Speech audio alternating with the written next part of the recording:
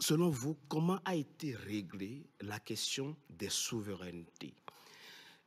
Qu'est-ce qui a été véritablement négocié? À partir de quand est-ce que la CEDEAO doit intervenir et où commence l'exercice de la souveraineté des États membres?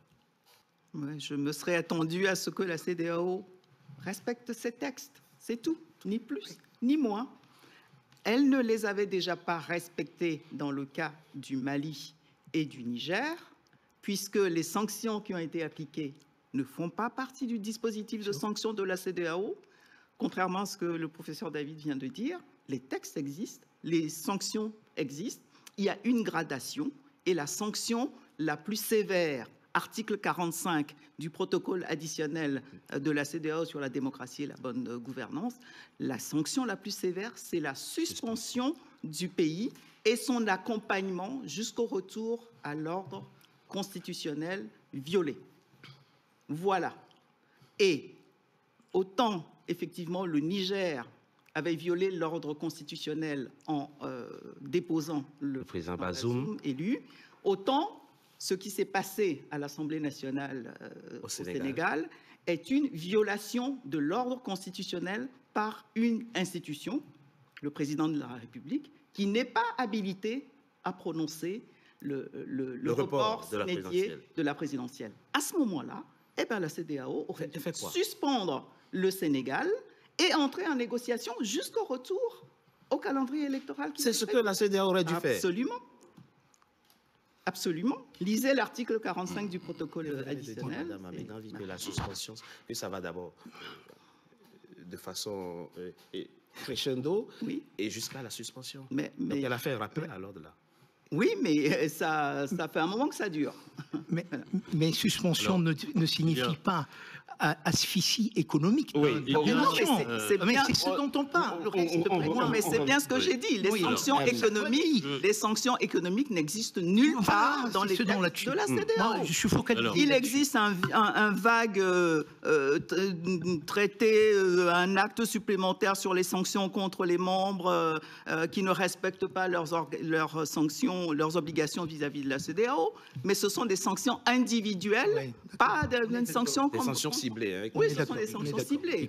D'abord, il n'y a pas de faille, d'autant plus que ce qui a été fait l'a été au nom d'un principe. On parle de protocole additionnel, mais protocole additionnel à quoi? C'est un additionnel au protocole de 1999, décembre 1999, qui s'appelle « Protocole relatif aux mécanismes de prévention, de gestion, de règlement des conflits, de maintien de la paix et de la sécurité ». Et c'est donc à ce titre-là que lorsque il y a guerre, conflit civil, etc., comme c'était le cas au Libéria, etc., la CEDEAO intervient militairement. Bien sûr. Mais en revanche, lorsqu'on n'est pas encore dans ce cas de figure, c'est la partie civile du protocole qui s'applique, toujours dans cet objectif de prévention, et c'est la raison pour laquelle la CEDEAO a défini des règles démocratiques, parce que ces règles-là ont été jugées comme étant les seules en mesure de prévenir les conflits. Voilà, donc à partir de ce moment-là, regardons un peu ce qui s'est passé au Togo en 2005. En février 2005. En février 2005, c'est réellement l'anniversaire là, de cette page douloureuse du Togo, lorsque Faure Gnassingbé a été imposé au pouvoir par un groupe de militaires au décès de son père. Oui, vous l'avez dit en introduction, la CEDEAO n'aime pas les coups d'État. Donc la CEDEAO est intervenue en disant non, on n'accepte pas un coup d'État militaire, donc il faudrait que vous reculiez. Et donc le pays a été suspendu conformément au protocole. Et c'est ce protocole-là et celui-là seulement qui a été cité pour justifier l'action de la CEDEAO. Mais lorsque les militaires ont reculé, qu'est-ce qui s'est passé? Il y a eu un coup d'État constitutionnel. Parce qu'il y a eu un mercenaire français, Charles Debache, qui a été extrait d'un hôtel au Bénin, ça peu de gens le savent, hôtel où il était descendu la veille avec le président de l'Assemblée nationale qui devait assurer la transition. Fambaré Nachaba. Et au petit matin, le lendemain, Après le petit déjeuner, il y a un avion militaire qui est venu extraire Charles de Bache et qui a laissé Fambari Nachaba à Cotonou. Et Charles de Bache a convoqué une session extraordinaire de l'Assemblée nationale. Et donc, ils ont constaté l'absence... La vacance du pouvoir. La vacance du pouvoir. Le décret constitutionnel est bloqué à Cotonou. Voilà. Et donc, il a commencé à supprimer l'article 69, je crois, de mémoire de la Constitution, qui interdit toute modification constitutionnelle pendant une période de vacances de pouvoir. Et à partir de là, il a tripatouillé largement pour faire en sorte que Faure Gnassingbé devienne, en une après-midi, il quitte son poste de ministre de l'équipement qu'il était, il redevient député, il est élu président de l'Assemblée nationale pour diriger la transition, non pas jusque pendant la période de transition de 60 jours, telle que le prévoyait l'ancienne Constitution, mais pour terminer le mandat de son père.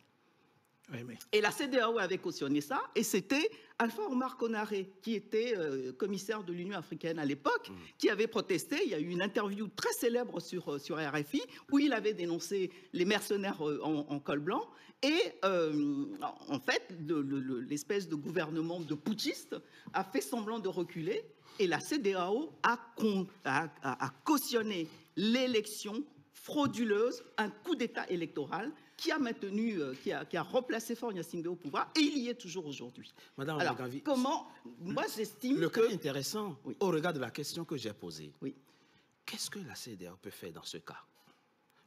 Ma question était comment on règle la question des souverainetés nationales. À partir de quand est-ce que la CEDEAO peut dire ce qui se passe là, ce n'est plus seulement une question nationale, il faut que j'intervienne? À partir du moment où on appartient à une organisation régionale, Oui.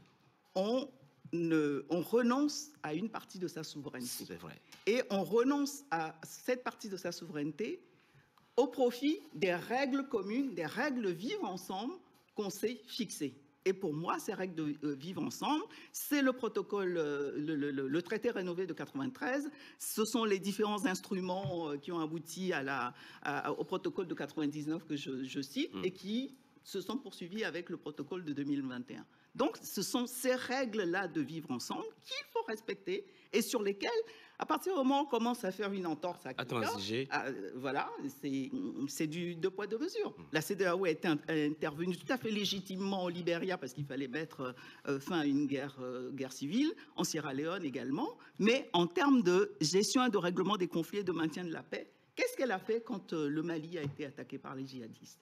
Quand le Niger et le Burkina Faso ont perdu la moitié de leur territoire au profit des terroristes? Rien. En revanche, il y a un coup d'État et voilà la CEDEAO qui s'en mêle et qui veut faire la guerre à ses membres en bloquant les frontières, en mettant en place des sanctions iniques qui n'existent nulle part dans ce pays. C'est très intéressant et ce que vous dites. Mais pour revenir à la question des coups d'État, mais je ne peux que constater avec les autres qu'il y a une politique du deux poids, deux mesures. Et c'est ça qui tue aujourd'hui l'organisation, parce qu'il y a une sorte de kyste, avec un paradoxe. Avec un paradoxe. Aujourd'hui, il y a un certain nombre d'entre nous qui disent « Regardez, Macky Sall a fait ceci, donc la CEDEAO ne doit plus exister. » Parce qu'il a violé, il a procédé à une rupture de l'ordre constitutionnel, et donc il a violé le principe démocratique. Donc, CEDEAO doit mourir. Mais de l'autre côté, on dit la CEDEAO doit mourir. Pourquoi? Parce que nous avons provoqué une rupture de l'ordre constitutionnel et que la CEDEAO a osé intervenir. Donc, vous voyez un peu, c'est deux choses qui participent à la contradiction dans la zone. Il est vrai qu'il faut transformer les règles, je le réitère ici, et ceci ne se fera pas seulement par les institutions, parce que derrière les institutions, il y a des hommes qui sont des chefs d'État, et le reproche qu'on fait à la CEDEAO habituellement, c'est d'être un club de chefs d'État.